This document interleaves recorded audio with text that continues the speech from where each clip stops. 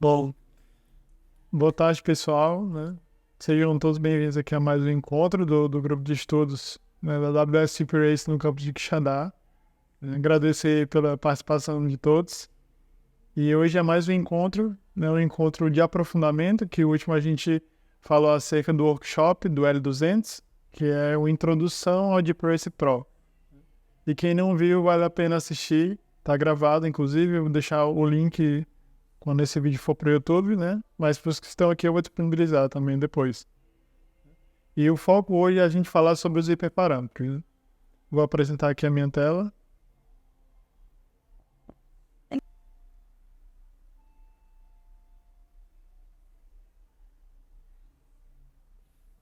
Todo mundo conseguindo ver aqui, né?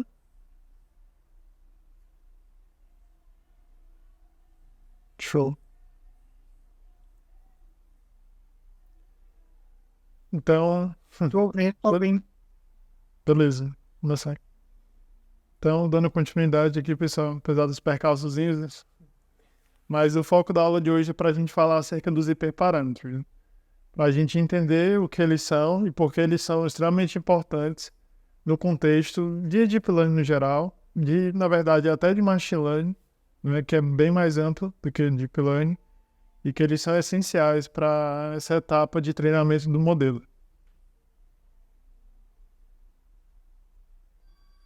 Aí a gente pode perguntar, né, o que são os hiperparâmetros? Né?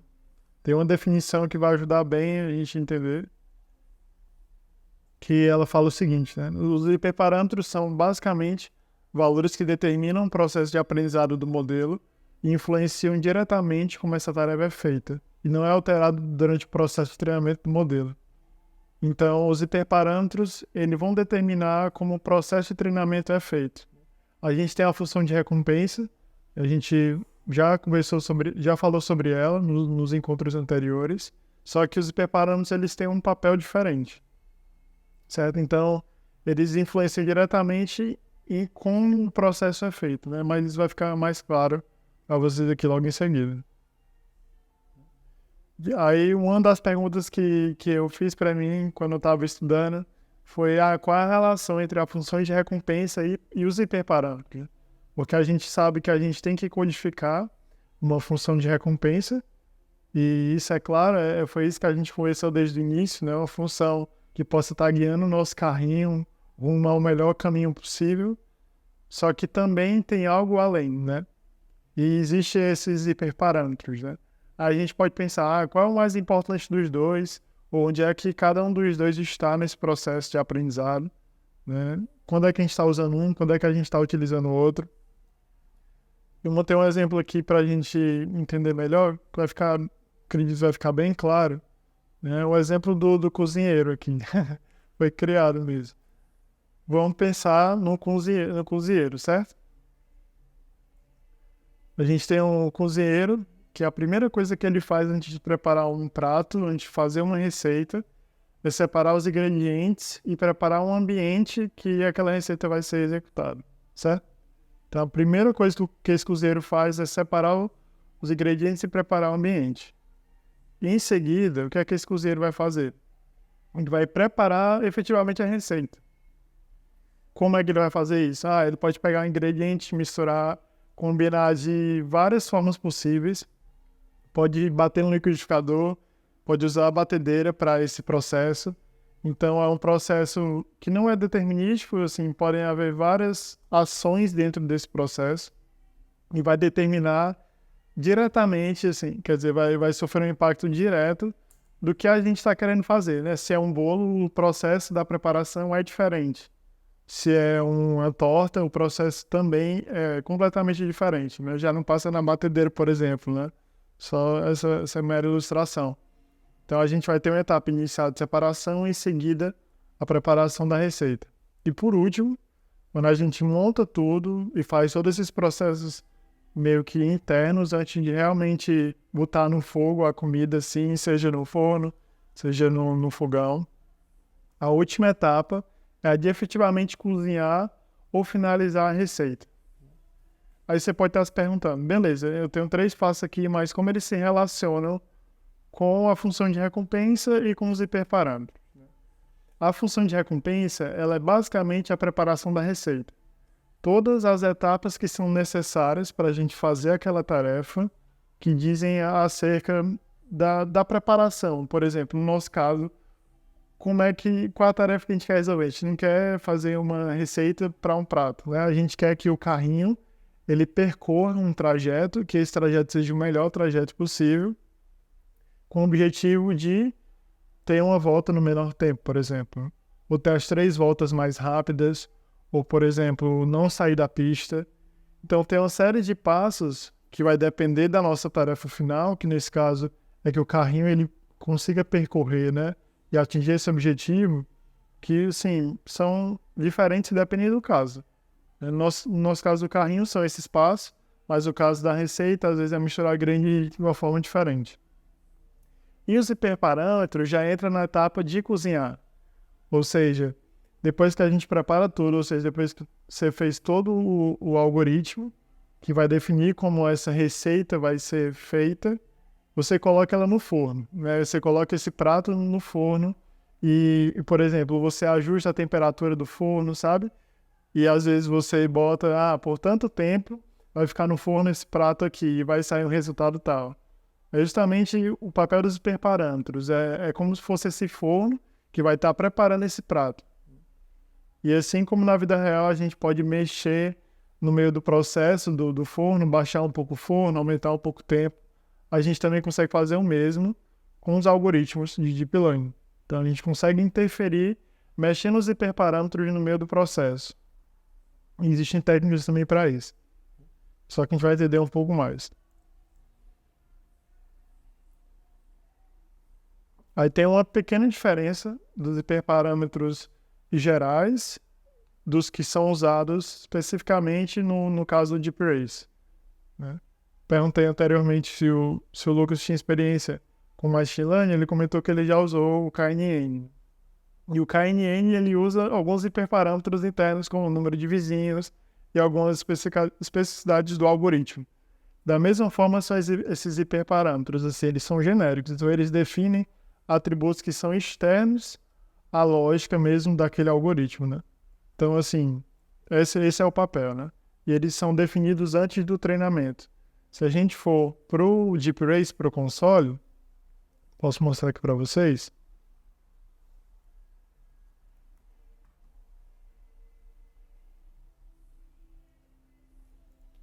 Só a página que tinha saído. Aqui é a parte dos modelos. Se a gente for aqui em criar modelo, vou dar um nome aula dia 22. Só um exemplo bem simples. Selecionar a pista. Vou avançar aqui. Nesse momento aqui, é o passo 2, a gente vai escolher os hiperparâmetros. Então, os hiperparâmetros eles ficam nessa etapa.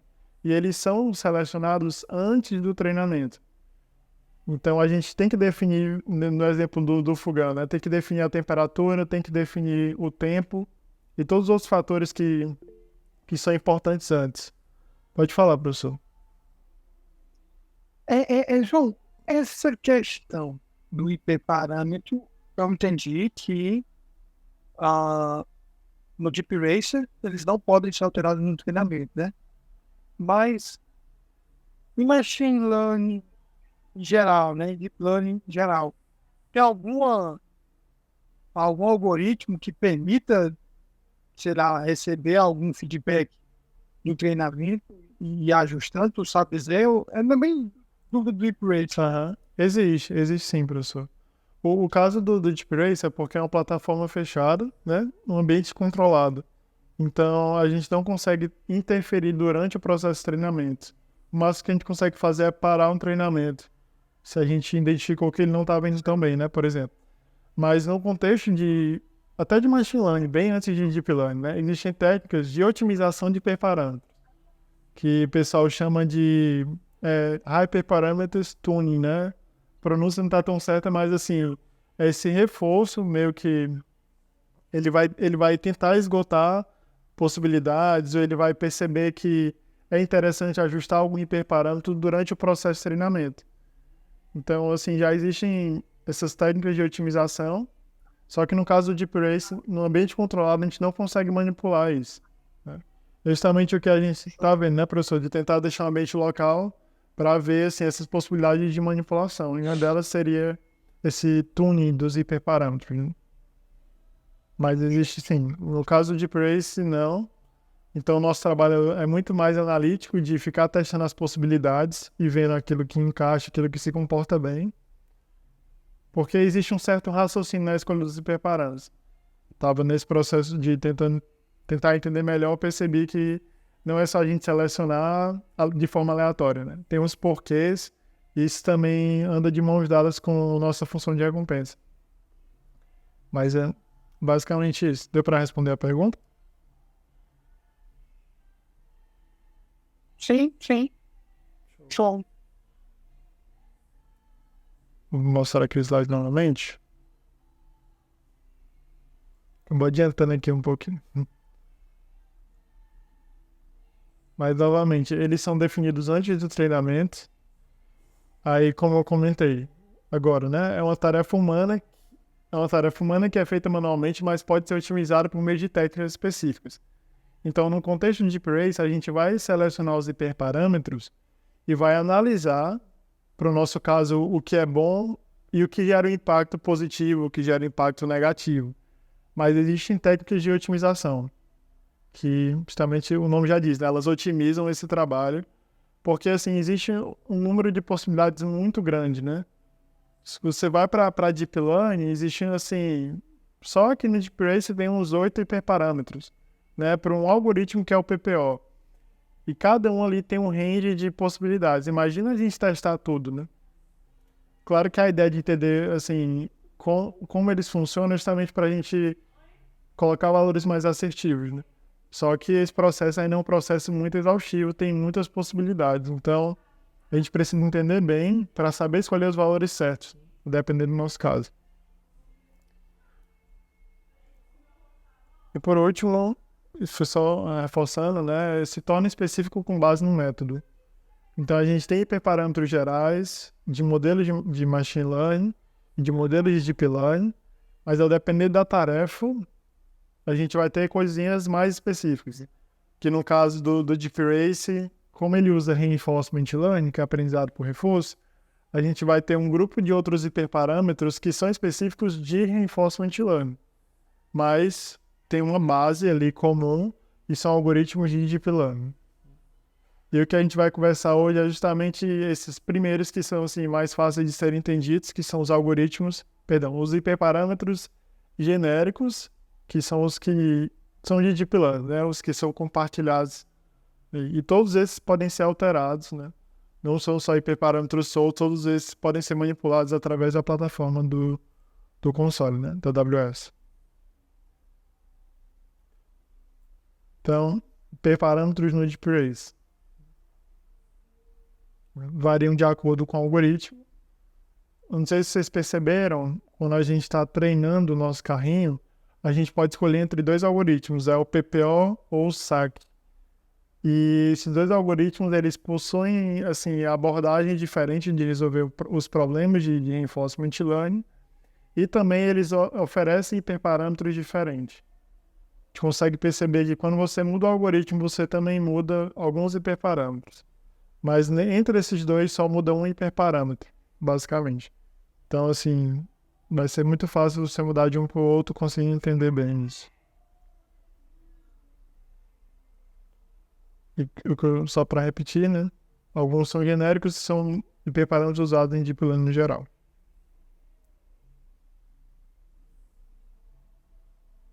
Aí agora entra no X da questão, né? O ponto da aula de hoje. Justamente para a gente entender essa diferença entre os hiperparâmetros genéricos em Deep Learning, que são os hiperparâmetros que independem da técnica que a gente está usando dentro de Deep Learning, e os de reinforcement, mais especificamente dos algoritmos que a gente está trabalhando, o PPO e o SAC. Para a gente ser bem objetivo e estudar aqueles hiperparâmetros que são importantes para a gente conseguir resolver o problema, né, lá atrás, que é uma receita de fazer um bolo, que nesse contexto é que a gente conseguir fazer com que o carrinho percorra melhor, assim, encontre o melhor percurso na pista, né? E a gente tem basicamente esses 4 hiperparâmetros, né? O gradiente, descent, bed size, loss type, learning rate e número de épocas. Eu deixei em inglês, foi intencional, não foi só para a gente incentivar o aprendizado, mas foi porque na plataforma do Deep Race não tem tradução para português. Então, se eu traduzisse aqui, eu teria que traduzir lá também, para ficar mais fácil a gente não se perder, focar mais no conceito, eu mantive os mesmos nomes. Então, se você entender a ideia aqui, só procurar o mesmo nome lá no console do Deep Race. Então, a gente tem esses 4 hiperparâmetros. Aqui a imagem já é para introduzir um pouco sobre eles, mas eu vou adentrar sobre cada um, para a gente ter uma ideia inicial e entender o impacto que eles causam no Deep Learning, né? Perdão, no treinamento do modelo de Reinforcement Learning. Primeiro que a gente vai falar é o número de épocas. O que é o número de épocas? A gente pode estar se perguntando. É um algoritmo, assim, é um hiperparâmetro qualquer que só existe lá na plataforma? Não. Ele tem um motivo para existir. Ele significa a quantidade de vezes que o modelo ele passa por todo o conjunto de dados, né? Então, assim, a gente está dando dado para o modelo e a gente sabe que em cima desse dado ele vai aprender padrões. E com esse assim, entendimento, com essa descoberta de padrões que ele teve, esse processo, depois ele vai fazer inferência. E assim, os datasets hoje dos problemas de Deep Learning eles precisam ser gigantescos, né? Porque os problemas são complexos, né? E são datasets muito grandes. Então, assim, toda vez que o nosso modelo, né, os dados passam completamente sobre ele, a gente conta isso como uma época.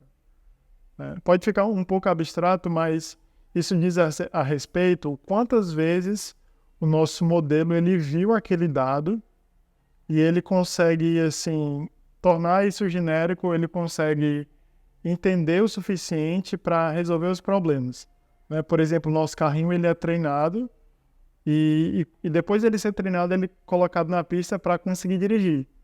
Só que, por exemplo, se a gente passar poucas vezes, pode ser que ele teve poucas voltas na pista, isso não está diretamente relacionado ao número de voltas, mas pode ser que uma época seja 3 voltas, né? Só supondo, mas não está diretamente relacionado. Mas pode ser que ele tenha dado poucas voltas e não tenha descoberto bons caminhos. Então, determinar um número de épocas, assim, pequeno ou grande, está diretamente relacionado ao modelo conhecer aquele dado. Tá? Aqui só uma breve imagem aqui da rede neural, você não precisa entender, né, a rede neural, mas é um conceito bem legal. Mas basicamente, assim, essas bolinhas, né, que tem essas amarelas, tem um tom um pouco avermelhado, um pouco azul, isso representa o nosso modelo, de forma bem especial. E toda vez que o dado ele vem do verde e vai até o azul, isso é uma época. Então, o dado passou por todo o modelo. Ele vai passar de novo, aí conta uma outra época, e assim sucessivamente. Então, existem números de épocas que a gente pode colocar, e isso vai definir a quantidade de vezes que o dado vai passar por todo o modelo. E quanto mais ele passa, mais o nosso modelo ele se ajusta para poder definir esses padrões e, consequentemente, fazer boas inferências. Ok. Como eu falei, né? Cada iteração, cada vez que o dado passa por isso, o modelo é ajustado e ele fica mais robusto, né? Tem um pequeno problema aqui em a gente botar um número de épocas muito grande, porque pode ser que o nosso modelo conheça tão bem o dado que ele perca a capacidade de entender assim, novos cenários. Por exemplo, a gente sabe que existe um conceito de excesso de aprendizado e falta de aprendizado, né? Colocando em português, no caso de machine learning. Quando o nosso modelo tem falta de aprendizado é porque ele conheceu pouco o conjunto de dados. Então, vamos colocar nesse exemplo das épocas. Ele tem poucas épocas sobre aquele dado, então ele não conheceu o suficiente para entender os padrões. Quando ele tem excesso de aprendizado é porque ele passou tanto que ele ficou viciado e ele só consegue entender aquele cenário específico. Como isso se relaciona com o caso de Deep Race? a gente treina os carrinhos no ambiente de simulação. E se a gente coloca esse mesmo modelo que está muito bem no ambiente de simulação, ou seja, a gente pensa, nossa, nosso modelo está em primeiro lugar, vamos supor. E a gente coloca esse modelo na prática, e a gente sabe que o ambiente real tem diversos fatores, como, por exemplo, o atrito da roda do carro com a pista, que depende do material da pista. A gente sabe que tem iluminação, focos de luz, sim, podem interferir. Se não tiver barreiras, o carrinho vai ver objetos que ele não estava preparado. Então, tem uma série de fatores que são imprevisíveis e fazem com que, se o nosso carrinho tiver um excesso de aprendizado, quando ele enfrentar essas novas situações, ele vai ficar, assim, desesperado, assim, o termo leigo, mas ele não vai conseguir entender bem e, consequentemente, vai mal. Então, ele vai ficar, assim, surpreso com esses novos cenários e não vai conseguir generalizar bem. Então, essa é a ideia do número de épocas. O segundo hiperparâmetro está diretamente relacionado com o número de épocas, é esse GD batch size, né? Que é gradiente descente batch size. Esse batch size também está relacionado com o dado que está entrando aqui no início do modelo. Porque, eu vou só avançar aqui. Porque, vamos supor, a gente está com um conjunto de dados e a gente dá todos esses dados para o nosso modelo. Tem um problema, porque a gente vai ter muito dado para ser, assim, interpretado pelo modelo de uma vez só, né? E fora com que isso pode ser muito custoso, isso pode fazer com que o aprendizado leve muito tempo, pode fazer com que a gente gaste muito recurso computacional. E para esse motivo, esse dataset que é gigante, ele é quebrado em batches, que é como se fosse em lotes. Então, esse GD batch size nada mais é do que eu pegar todo o dataset, conseguir quebrar em partes, para eu conseguir, assim, distribuir melhor, fazer com que o meu modelo se aprenda meio que de forma distribuída, não necessariamente, mas ele consegue, com menos dado, trabalhar melhor e, assim, e acertar melhor os valores. E, assim, o tamanho desse batch size também vai interferir diretamente no aprendizado do nosso carrinho, né? Eu vou mostrar aqui logo em seguida o comparativo, mas vocês vão entender, assim, o quanto isso impacta no aprendizado do carrinho, né?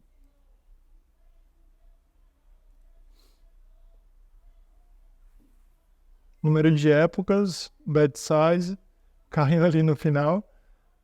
E, pessoal, até agora tá tudo bem? Vocês estão com alguma dúvida? Se tiverem, podem desmontar, falar, mandar nos comentários. Aqui no chat, quer dizer. Tá tudo ok? É como se o eco fosse uma interação, né? É, justamente, a iteração sobre todo o modelo, né? Iteração do dataset sobre o modelo. Beleza. Qualquer dúvida, podem comentar. Então, a gente tem o número de épocas e a gente tem o batch size. Como isso impacta no treinamento do nosso carrinho, né? Aqui vai aparecer algumas coisas para vocês entenderem mais. Mas, basicamente, quando a gente tem valores muito pequenos no número de épocas, a gente pode ter underfitting, que é o termo em inglês para o que eu falei para vocês, que o modelo ele aprendeu pouco, né? Essa falta de aprendizado é esse underfitting. Porém, quando a gente tem um número de épocas pequeno e a gente tem uma pista de corrida simples, pode ser que nós estejamos no caminho certo. Então, por que eu falo isso? Porque se a gente tem um dado simples de ter padrões para serem entendidos, eu não preciso botar, assim, o meu modelo para ver esse dado muitas vezes.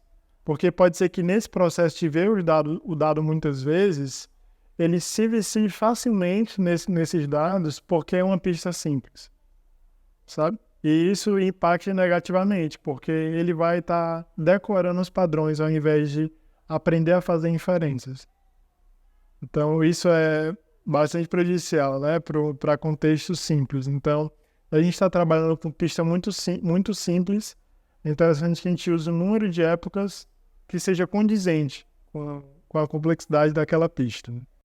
E como a gente descobre qual o valor de épocas ideal para aquele cenário? A gente tem que testar, né? O ideal seria fazer esse tuning de hiperparâmetros, como o professor comentou, né? Essa otimização. Mas aqui no caso a gente vai ter que realmente testar, mesmo na mão, assim, e ver os resultados. E se a gente coloca um valor muito grande de épocas, a gente pode ter o overfitting, né? Que é o excesso de aprendizado. Porém, se a gente tiver uma pista muito complexa, pode ser que seja bom. Porque se a gente tem uma pista complexa, o nosso modelo também vai ter uma certa demora para aprender os padrões. Então, se a gente colocar poucas épocas para uma pista complexa, ele vai acabar não conseguindo entender bem aquele dado. E, consequentemente, ter essa falta aí nesse aprendizado. Então, espero ter ficado claro para você essa diferença. Então, valores pequenos são para pistas mais simples e valores maiores são para pistas mais complexas. Certo? Aí, quando a gente fala do batch size, tem alguns outros pontos aqui que são novos, são alguns conceitos um pouquinho novos, mas eu vou deixar claro para vocês. Então, a gente está tratando do batch size, que é justamente esses lotes aí que o dado vai ser dividido para o gradiente descendente, que é esse caso. Você não precisa entender o que é o gradiente descendente, porque já seria um assunto mais aprofundado. Mas quando a gente está com valores pequenos de lotes, ou seja, a gente tem muito dado e divide em poucas partes. É porque eu quero ter a maior quantidade de partes possíveis, né? Isso é bom para pistas simples, né? Porque eu vou conseguir aprender melhor esse padrão e não deixar escapar muita coisa, né? Porque se eu deixo o tamanho do batch muito grande, pode ser que eu perca... Opa, tem uma pessoa pedindo para entrar. Não, pessoal. Seja bem-vindo, Enoque. Bom, pessoal, então se a gente assim, tem esse batch size pequeno, a gente vai olhar melhor para aquela porção, sabe? Então, assim, quando o modelo for trabalhar, ele vai conseguir olhar para aquelas pequenas porções de dado e, assim, fazer todo o processo de treinamento e fazer as inferências em cima dessas partes menores. Se eu pego isso e coloco um tamanho muito grande para uma pista muito simples, pode ser que eu perca certas características daquela pista por eu estar deixando escapar. Vocês entendem? Tipo, você acaba perdendo porque você está mandando muito dado e pode ser que ele acabe não generalizando tão bem para pistas simples. E ao contrário para pistas complexas. E quando a gente tem uma pista muito complexa, padrões difíceis de serem aprendidos, e a gente coloca batches muito pequenos, né, tamanhos de dado, né, dessas porções de dado muito pequenas, o nosso modelo pode tender a ter assim, esse overfitting também. Porque o que acontece? Ele vai ter muito dado que vai estar dividido em pequenas partes e ele vai se confundir achando que ele descobriu bons padrões, porque ele está olhando para pequenas porções, mas ele não está olhando tão bem para o todo, né? No caso de pistas simples funciona porque as pistas assim, não têm um comportamento diferente, não tem uma estrutura muito diferente. Mas se tiver uma pista muito complexa, isso pode atrapalhar bastante, sabe? Porque a gente vai acabar ignorando certos padrões para as pistas que são pequenas e no caso das grandes a gente acaba focando muito naquilo que não é o importante, né? Então, se a gente está trabalhando com pistas simples, um exemplo de pista simples é aquela A2Z, a gente consegue trabalhar melhor se o número de bits for menor. Mas ficou claro, pessoal, a diferença entre o número de épocas e o batch size? E depois aqui a gente vai para o próximo.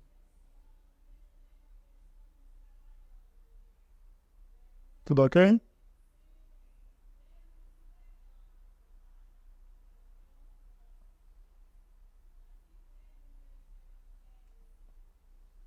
Show. Tem até esse último ponto aqui, eu acho que talvez vocês não tenham ouvido falar desse tema, eu ouvi falar muito recente, mas tem o estilo de corrida mais agressivo, tem o estilo de corrida mais suave, que é justamente o nosso carrinho fazer movimentos muito bruscos e o nosso carrinho fazer movimentos mais suaves, né? Como, por exemplo, o nosso carrinho fazer assim, um giro muito brusco numa curva, né? Isso seria identificado como estilo de corrida agressivo, né? E se a gente parar para olhar, né? Vamos pensar que o nosso carrinho, ele tá vendo toda a pista e ele viu que em um ponto específico ele tem que fazer uma curva muito brusca, né? Se eu tenho um dado muito grande, que é toda essa pista, e em um momento específico, né? Eu quero fazer uma curva brusca, então ali vocês entendem que é uma porção específica do dado que precisa de uma atenção especial. Então eu vou botar em batches menores para eu conseguir olhar para essas especificidades, certo? Então tem um pouco desse trade-off. E no caso, um estilo de corrida mais suave, a gente consegue botar o batch maior, porque não tem esses pontos assim surpresa, e o nosso carrinho vai conseguir aprender melhor nesse processo, né? Que não tem esses movimentos muito bruscos, né? Como, por exemplo, aquele caso em que a gente tem um carrinho que fica no centro da pista, busca sempre ficar no centro, a gente bota a recompensa muito grande, né? De uma parte da pista para outra, isso vai ser uma mudança muito brusca de direção. Isso pode ser mal interpretado num contexto em que o carrinho está com um batch pequeno, né? Mas se o batch é grande, ele não vai ligar muito para isso. Agora aqui para o penúltimo, antes da gente ver na prática mesmo esses parâmetros, esses hiperparâmetros sendo utilizados, né? E o impacto que eles causam, vou mostrar isso para vocês. Essa loss type, né? Que é uma função de perda, ela tem um papel muito importante, né?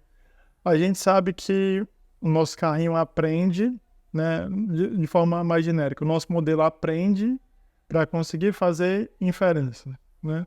Conseguir olhar para um novo cenário, com base naquilo que ele aprendeu, ele dizer o que é aquilo, o valor esperado para aquilo.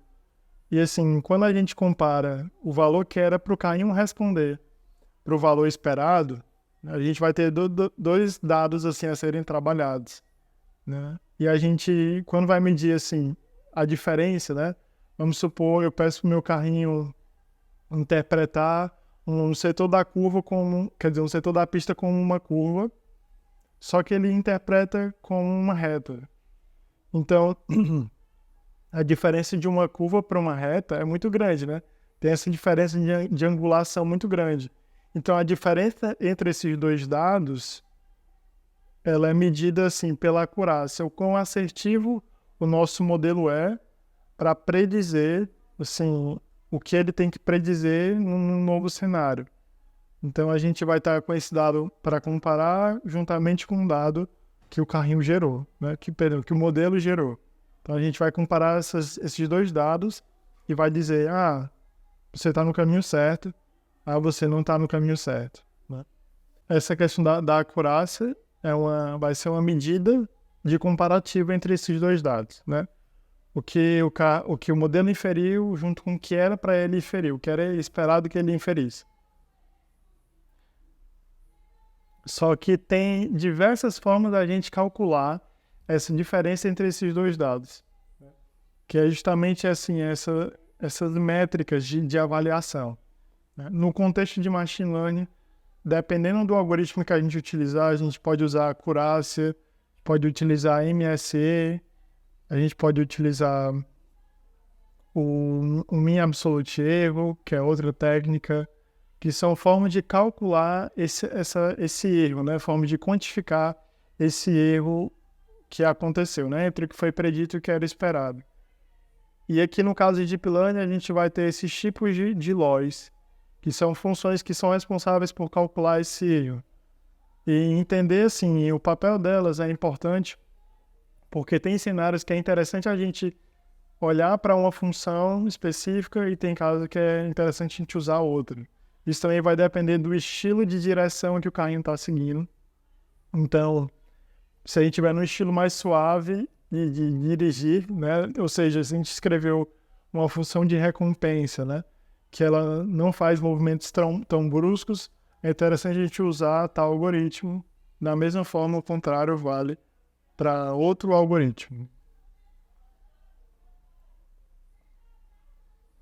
E aqui só um gráfico para representar, né?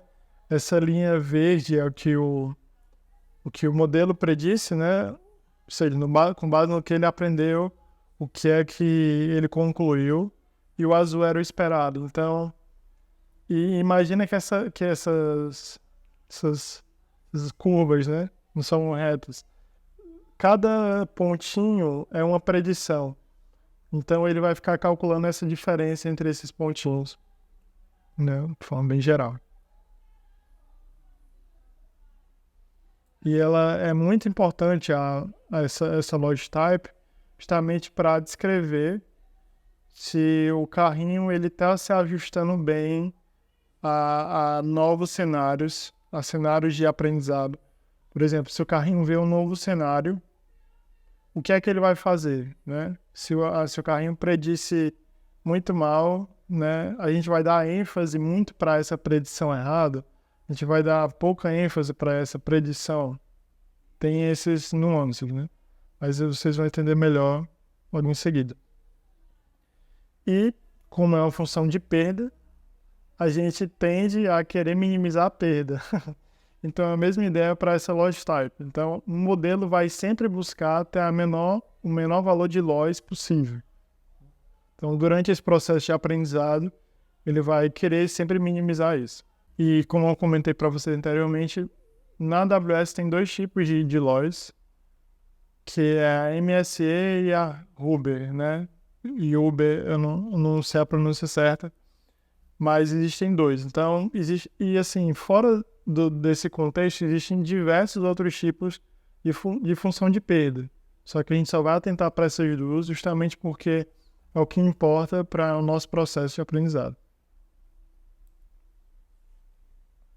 Então, aqui tem só uma tabela que mostra esse MSE e a Uber, né? Uber. E aqui do lado esquerdo tem as medidas que a gente vai utilizar para avaliar, né? A definição, só para apresentar mesmo, da MSE, né? É uma diferença quadrática entre os valores. A Uber é uma combinação da MSE com a diferença absoluta. Vocês vão entender por que isso é relevante, né? A MSE, ela é muito sensível a outliers. O que são outliers? Eu comentei para vocês que o modelo vai dizer uma coisa e o esperado vai ser outra, né? Pode ser exatamente os mesmos valores, mas eles tendem a ser diferentes. No momento que eu fizer um erro muito grande, pode ser que esses erros muito grandes, eles impactem negativamente no aprendizado, porque eu vou estar assim, mexendo nos valores dessa função, porque no final de tudo ele calcula a média de todos esses pontinhos. Então, se eu tiver um valor muito discrepante dos demais, ou seja, os outliers, né?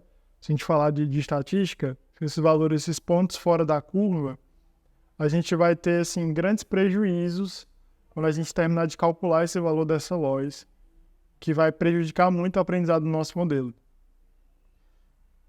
O caso, novamente, agora a MSE, ela é muito sensível a erros pequenos. Engraçado, ela é sensível para erros grandes e para erros pequenos, é justamente isso. Então, se acontece erros muito pequenos, ela vai, assim, ser muito prejudicada. Porém, um ponto positivo é que ela tem uma rápida convergência. O que é uma convergência? É justamente ela conseguir achar o melhor valor, assim, para esse treinamento do modelo, né?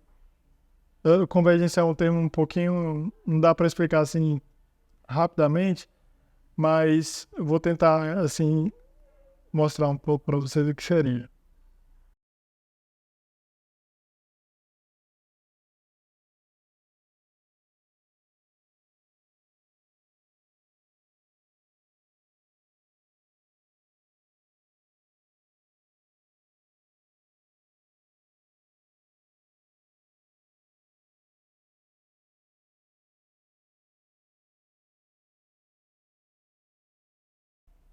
A gente pode conversar em outro momento um pouco mais específico sobre isso, mas se a gente olhar um pouquinho para esse gráfico aqui, e essa curva é como se fossem os pontos que foram descobertos. E no momento que os valores estão sendo calculados, assim, o foco aqui é achar esse ponto mínimo, certo? E uma rápida convergência significa em achar rapidamente esse ponto mínimo. Uma baixa convergência seria demorar muito para achar esse ponto mínimo. E o que isso implica? Isso implica na demora que o aprendizado vai levar. A gente sabe que no console a gente coloca um certo tempo para o modelo ser treinado. Se o nosso modelo demora muito para convergir, pode ser que aquele tempo não seja o suficiente para ele conseguir aprender esses padrões, se ele demora a convergir. Porém, pode ser que em algum outro contexto isso seja interessante. É justamente o que eu vou mostrar para vocês aqui logo em seguida.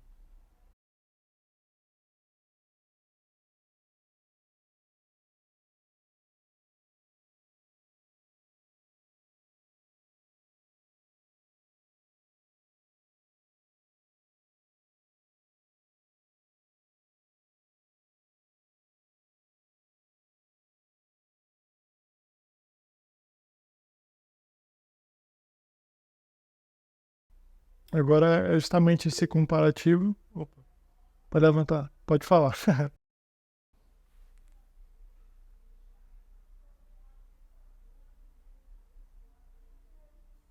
quiser ligar o microfone, Lucas, pode ficar à vontade ou mandar no chat.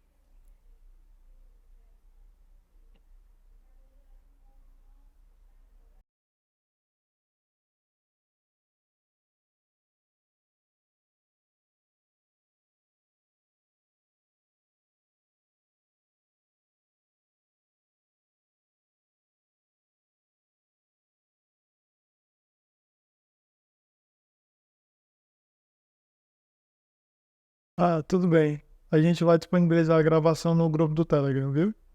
Vai ficar no YouTube.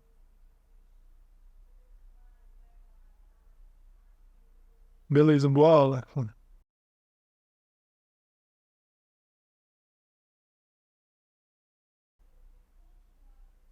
Os demais estão conseguindo acompanhar? Tá tudo certo? Vocês não tem algo que não tá ficando claro?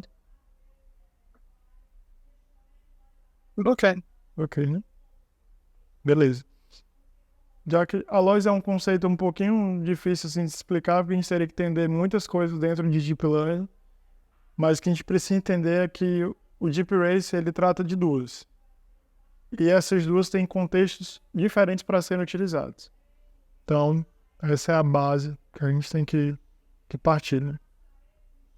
Em outros momentos a gente pode aprofundar, entender melhor como isso é calculado, mas agora a gente vai focar em entender essas diferenças.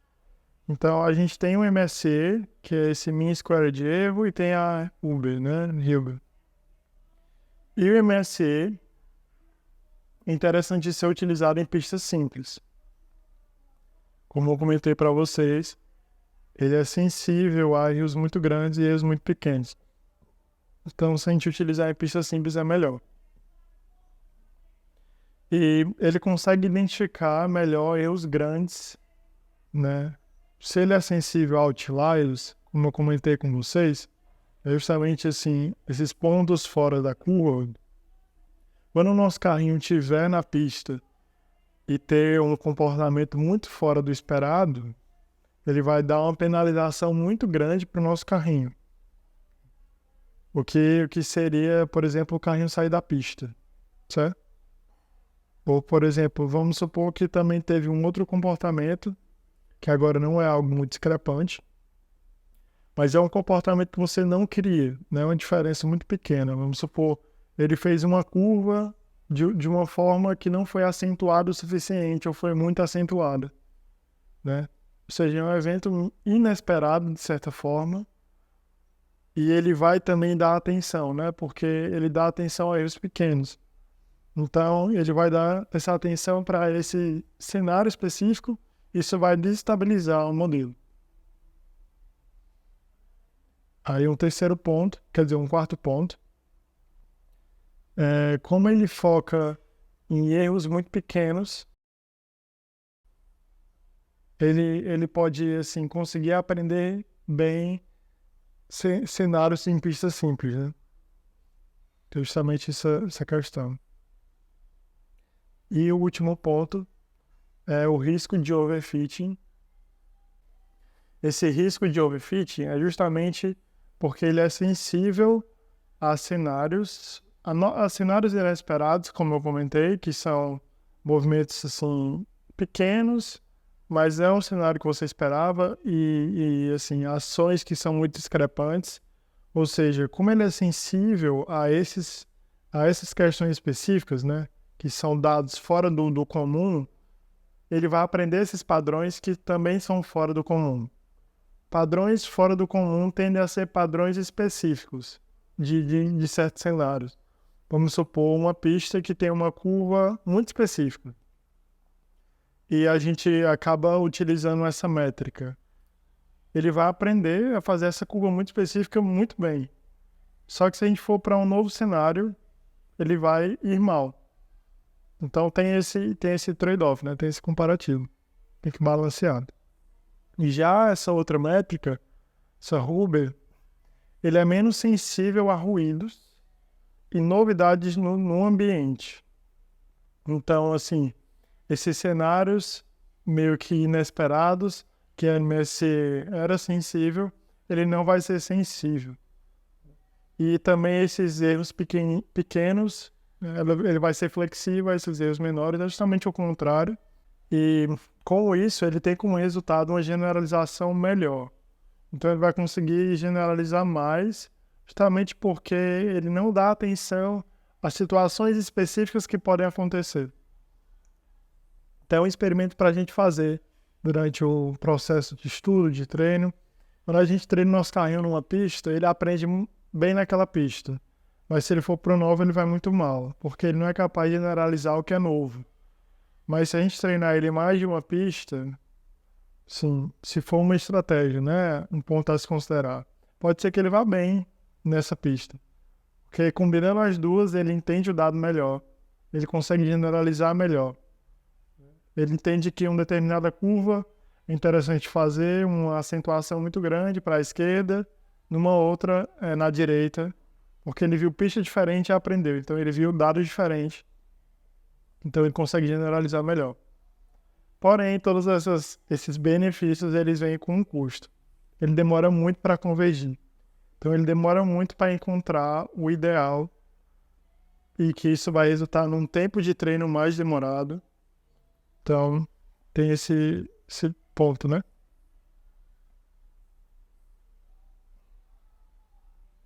Agora, falando do último hiperparâmetro do encontro de hoje, que o foco é justamente passar por esses 4, que é o Learning Rate. Eu acho que esse aqui vocês já devem ter visto, que vocês já tiveram o contato. Você já deve ter visto que ele tem assim, um intervalo de valores muito grande, né? Pode se perguntar para que serve esse hiperparâmetro, porque ele é importante, mas a gente vai entender justamente isso.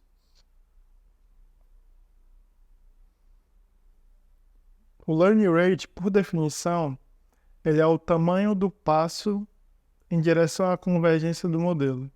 Pode ficar um pouquinho abstrato, só que vamos parar para pensar que você está num labirinto, certo? Que tem diversas portas. Tem várias formas aí de você sair desse labirinto, né? E o learning rate é justamente a quantidade de passos que você vai dar rumo a encontrar uma saída, certo? Só que na hora que você determina a quantidade de passos, você não vai poder mudar.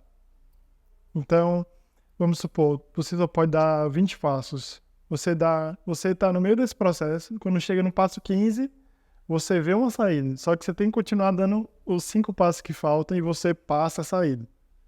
Aí beleza, você viu a saída, você quer voltar, só que você tem que dar 20 passos de novo.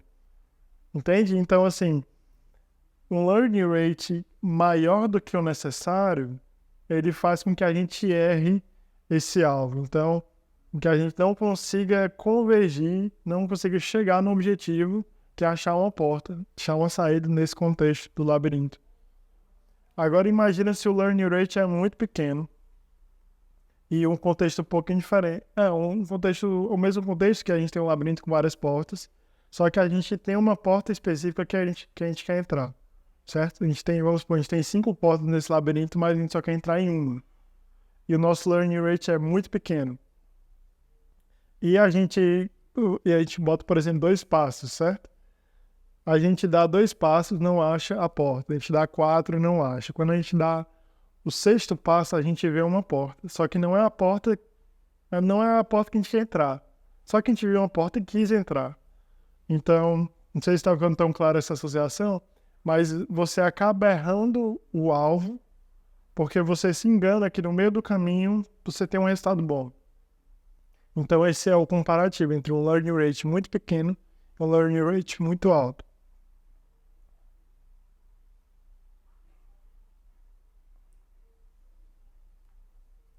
Aqui é um ponto, se o learning rate for muito grande, tende a gerar esse overfit, né? Esse excesso de aprendizado. Se for muito pequeno, tende a nunca convergir. Como eu comentei esse exemplo dessa porta, que a gente acaba errando e entrou na porta errada.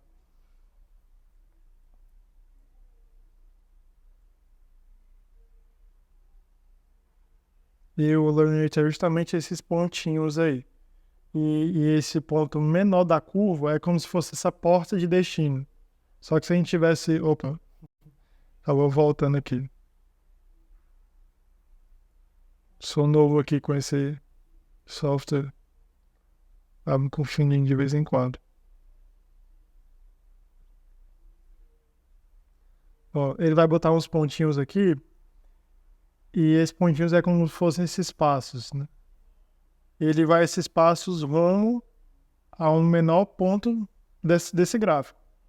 Só que imagina se a gente está indo na outra direção, ou se a gente começa de lá, né? Começa do início aqui desse gráfico. A gente vai ver um ponto aqui muito pequeno e vai pensar que a gente achou o destino final.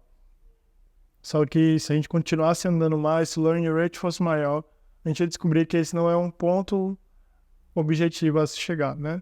Basicamente esse seria o conceito assim da convergência. Agora, por último, para a gente entender o impacto do learning rate no Node.js, são menos pontos aqui, é bem mais objetivo. Se o learning rate for muito alto, a gente vai ter menos tempo de treino. Só que a gente pode ter o risco de overfit. E o learning rate alto, ele também encoraja a exploração de novos cenários. Ou seja, se a gente acaba colocando um learning rate alto numa pista em que a gente tem na cabeça um caminho a ser seguido, ele vai conseguir encontrar melhor assim, esses novos caminhos possíveis, que não são necessariamente o que a gente determinou. E vai ter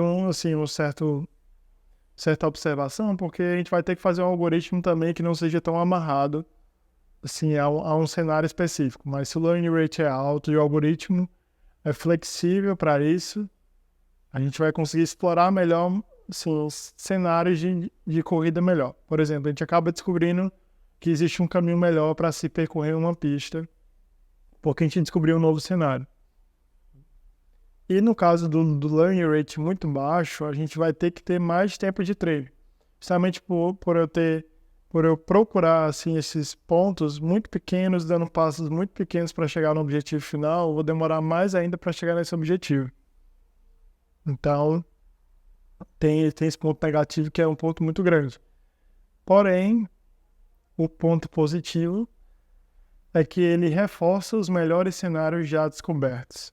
Então, assim, vamos supor que a gente bota o nosso carrinho para treinar. E é o primeiro treinamento do carrinho. Quando a gente inicia, a gente bota o learning rate alto, então ele vai descobrir o melhor trajeto possível para aquela pista. Tanto que a gente viu que o modelo começou a ir bem e já descobriu um trajeto bom, se a gente quiser que ele permaneça nesse trajeto, ou seja, que ele dê esses passos muito pequenos para não sair dessa região de sucesso, assim dizer, então a gente usa o learning rate baixo, sei lá, no segundo ou no terceiro clone desse modelo, para reforçar que a gente quer que ele continue ali naquela região. Então, assim, um certo macete que a gente pode utilizar isso quando a gente descobrir que o carrinho está indo bem. e a gente quer reforçar isso. Então, basicamente, pessoal, pode, assim, eu imagino que foi muita informação, né? Mas vocês podem dar um feedback em relação a isso. Mas esse seria, assim, os quatro hiperparâmetros base, que são gerais de Deep Learning, que a gente pode usar e a gente vai usar no Deep Research, que é justamente o que a gente vai fazer agora. Mas tá tudo ok? Que agora a gente vai para a parte mais prática, né?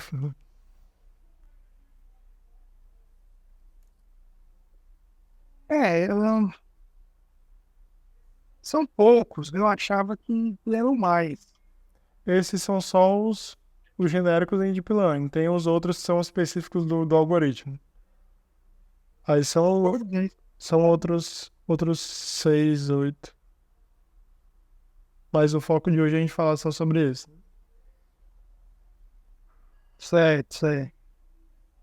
Vou mostrar. Ou seja, você vai casar, tentar casar a configuração desses parâmetros com o comportamento da tua função de Recompensa. objetivo, né? São Recompensa. essa é a ideia mesmo. É o que a gente vai ver agora.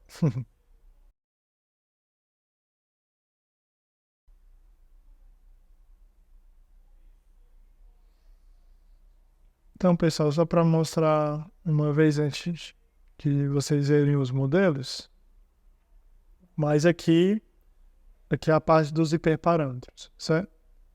E aqui a gente tem o PPO, e a gente tem os hiperparâmetros genéricos e os que são específicos do PPO. Aqui é o GD bed size, que eu comentei com vocês. Aqui é o número de épocas, que vai de 3 a 10, que é justamente a quantidade de vezes que o dado passa por todo o modelo. O learning rate, que vai de 1 a menos 8, né, até 1 menos 3. A entropia e o fator de desconto. E o número de experiências, de episódios de experiência entre cada atualização de política de iteração. Esses três aqui são específicos do algoritmo selecionado aqui em cima, o PPO, que é o que a gente vai falar na próxima aula. E essa loss type é justamente a função de perda, que tem tanto o MSE, a mean square de erro, como a Huber.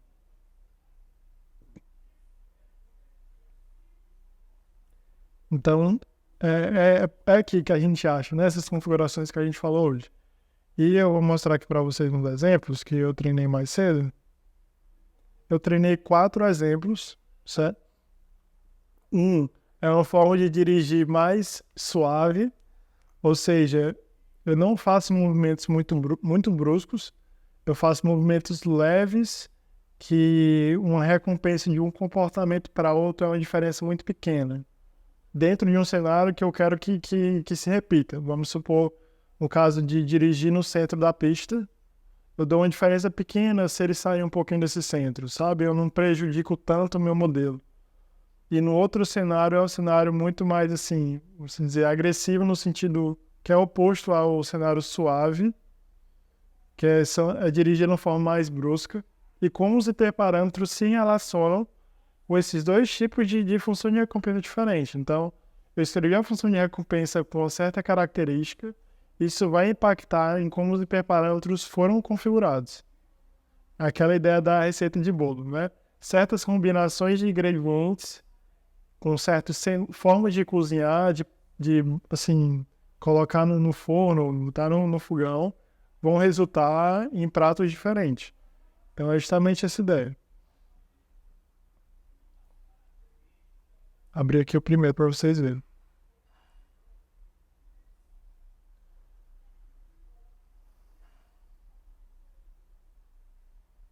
Esse aqui foi um exemplo do modelo mais suave, certo? Aqui é o primeiro. Então é o que tem os hiperparâmetros iniciais. E é uma dica que eu dou para vocês, quando vocês forem treinar o modelo de vocês vão primeiro escrever a função de recompensa. É justamente a forma como vocês vão resolver o problema de encontrar o melhor caminho para dirigir. Depois que vocês fazem isso, vocês vão escolher os hiperparâmetros, vocês reflitam, será que eu estou dirigindo de uma forma muito brusca? Será que eu estou numa pista complexa? Será que eu quero dar atenção para regiões específicas da pista? Será que eu não quero fazer isso? Porque isso vai impactar em como a gente seleciona os hiperparâmetros, certo? Então, aqui é um caso em que a gente está com um modelo mais suave e a gente coloca o número de épocas igual a 5. Se a gente se mostrar aqui na apresentação, o número de épocas com valores pequenos é ideal para pistas simples, né? Porém, tem a possibilidade de underfitting. Mas a gente vai usar um valor pequeno justamente porque a gente está numa pista simples. Então, essa é a motivação. E eu coloquei 5. Ali eu falei que o valor pequeno era entre 10 e 20. Só que o Deep Race vai entre 3 e 10. Então, a gente começa com esse valor. E aqui no caso a gente tem um tipo de loss, que é essa Huber, que é ideal para esse caso em que o modelo tem uma direção mais suave e consequentemente, né, ele está numa pista mais simples. E esse gradiente descente bed size. Aqui é justamente o caso em que eu não estou querendo dar tanta atenção para padrões muito pequenos, né, que eu coloquei o bed size maior, perdão. Se a gente for ver essa função de recompensa, não é o objetivo, porque justamente a gente só precisa entender que a gente está com um carrinho que faz movimentos menos bruscos. Mas aqui eu estou dando uma penalização para quando ele sai da pista, penalização que é menos 0,7. E se o carrinho ele está dentro do marker 1, que é justamente aquela ideia de a gente definir marcadores, né, do centro da pista pro que falta para o carrinho sair da pista. Se eu estou dentro do marker 1, eu vou dar uma recompensa por o carrinho estar no centro. Se eu estou fora desse marcador, eu dou uma penalização, mas não é uma penalização tão grande. E esse cálculo aqui, ele é feito dessa forma. E quando eu estou um pouquinho mais afastado, eu dou uma penalização que é maior do que a segunda, claro, mas ela não tem essa discrepância tão grande. Então, quando a gente faz isso, a gente está tendo uma direção mais suave nesse processo. E esses hiperparâmetros, eles casam justamente para esse cenário específico. E se a gente for ver como esse carrinho performou, vocês vão ver aqui como ficou interessante.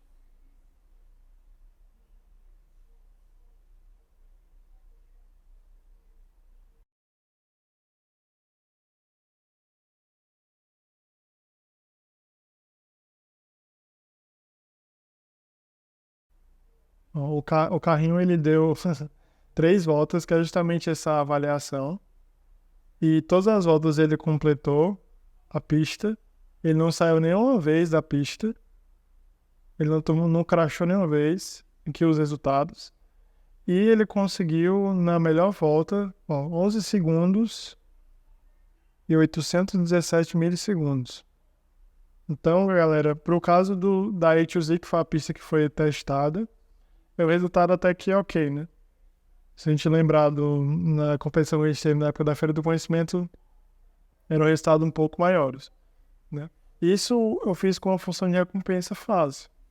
Então, assim, é importante a gente entender a diferença entre os hiperparâmetros e a função de recompensa e a importância deles, porque a gente às vezes não precisa bolar uma lógica complexa no lado da função de recompensa e esquecer os hiperparâmetros, porque isso vai levar a um resultado ruim. Mas se a gente equilibrar os dois e entender como as peças se encaixam, a gente vai conseguir ter bons resultados. Foi justamente o que aconteceu quando eu mudei um pouco os hiperparâmetros. Esse outro exemplo aqui, eu aumentei o bed size, eu também aumentei o número de épocas e aumentei o learning rate. Então eu aumentei um pouco mais os parâmetros para reforçar o que eu queria fazer, que era justamente dirigir suave e descobrir esses padrões que a gente conversou anteriormente. E cada um desses parâmetros promove, né? Ó. E a gente conseguiu baixar um pouco mais o tempo, foi para 10 segundos, né, 944 milésimos, centésimos, não. E a gente conseguiu um resultado um pouco melhor. E esses dois resultados, assim, foi somente 1 hora de treino. Então, o ideal aqui seria a gente enxergar o que precisa ser mudado, fazer análise do gráfico que é gerado durante o treinamento, que inclusive fica salvo aqui depois, para a gente ver o que a gente faz depois disso. Porque é interessante a gente fazer esses testes dos hiperparâmetros casado com função de recompensa e ver os resultados e gradualmente ir aumentando. Gradualmente eu vou aumentar o learning rate, porque eu quero reforçar esse cenário. Não, eu vou aumentar o bet size, porque eu quero reforçar esse outro cenário. Então a gente consegue dar esses enfoques com base naquilo que a gente quer reforçar. Então é legal a gente começar por uma base. Qual o menor learning rate possível para esse cenário aqui? Ou qual o menor bet size possível? Ou qual é o maior, né? A gente pode tentar os extremos e ficar testando essas combinações para achar o melhor resultado, certo? E no segundo caso, aqui já para a gente ir para o final, uma forma de dirigir um pouco mais agressiva, né? Como o nome fala, mas é um algoritmo também muito simples, que basicamente ele pega a velocidade do carrinho e adiciona um peso sobre essa velocidade. E com base na velocidade do carrinho, eu dou a recompensa dele, né? Então aqui eu estou sempre reforçando com que a velocidade maior resulte em uma recompensa maior. Então quanto maior for isso, maior vai ser a recompensa. Isso pode ser interpretado como uma direção um pouco mais agressiva, porque o modelo vai sempre ficar buscando por maiores velocidades. E aí, se a gente parar para pensar, isso pode resultar num modelo que sai muito da pista, né? Então a gente tem que ter um certo equilíbrio, mas aqui acontece um balançozinho no final. Então, assim, essa é uma forma de direção um pouco mais agressiva, assim, por assim dizer, e ela precisa de parâmetros diferentes, certo? E aqui no caso, a gente colocou o bet size para 32, que é o menor possível, colocou o learning rate para o mesmo valor, que é 0.0005, número de épocas mais baixo ainda, e o mean square de erro. Então, a combinação desses hiperparâmetros, eles indicam que a gente está numa pista mais simples, apesar do caso aqui, do bet size está sendo um pouquinho contraditório, mas os outros aqui casam com a ideia de uma pista simples e um algoritmo que dirige suave, mas a ideia aqui é justamente experimentar. A gente pode fazer esses testes, essas combinações, para ver quais são os resultados e o impacto disso. E aqui tem a parte da avaliação. Ele conseguiu já pegar aqui 10 segundos, 910 na primeira. Olha como ele tá indo rápido, gente. Mas ele sai muito da pista, né?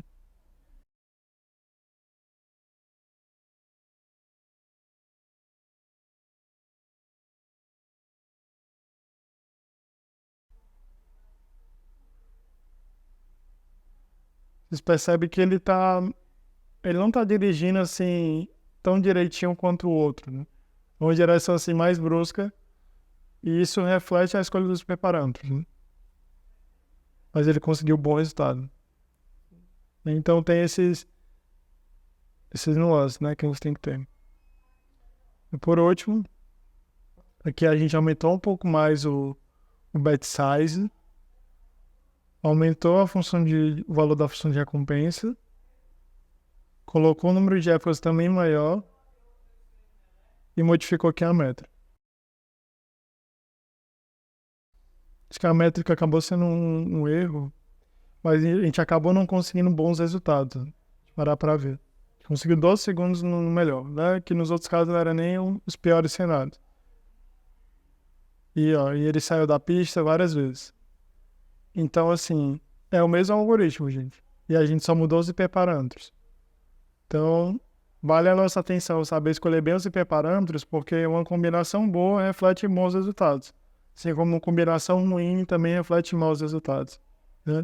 O maior ponto que eu queria passar para vocês é justamente esse. É importante entender para a gente não só ir no automático e escolher os valores e esperar que o carrinho vá bem, né? Ou só adicionar horas de treino, né? Olha o que o carrinho fez aqui, esse giro, né? E no final. Mas, gente, o ponto é justamente esse, porque se a gente treina muito o nosso carrinho, novamente aquela questão das épocas, né? Ele vai ter várias épocas, ele vai conhecer muito esse dado e ele vai se ajustar muito a isso. E quando a gente for para um cenário real, ele vai ter um desempenho muito negativo, porque ele não vai conseguir generalizar bem novos cenários.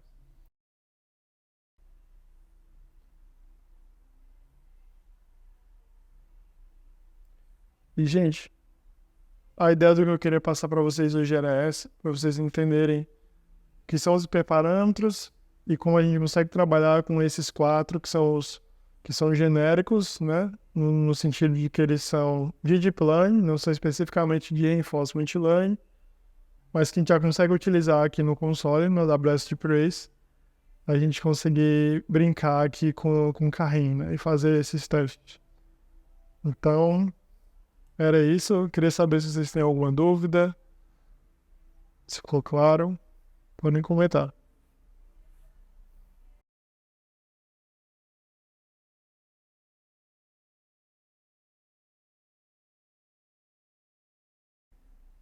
Quando é que eu vou saber se o meu algoritmo de função de recompensa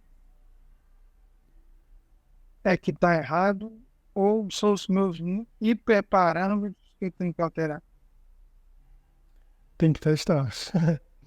tem que ficar É, testando. eu fiquei com essa impressão. Você tem que confiar muito no seu raciocínio, né, da função. E não, eu acho que o raciocínio estava legal, é algum hiperparâmetro que eu tenho que alterar. Aí executa de novo, né? Uhum. Aí daí você vai ver, se não, realmente eu brinquei bastante com os hiperparâmetros, mas não melhorou. Então volto pro código e tento ver se tem alguma coisa para melhorar, né? É um processo de experimentação. Então, a gente tem que ficar combinando, tem que ficar fazendo esses testes justamente para ver, né?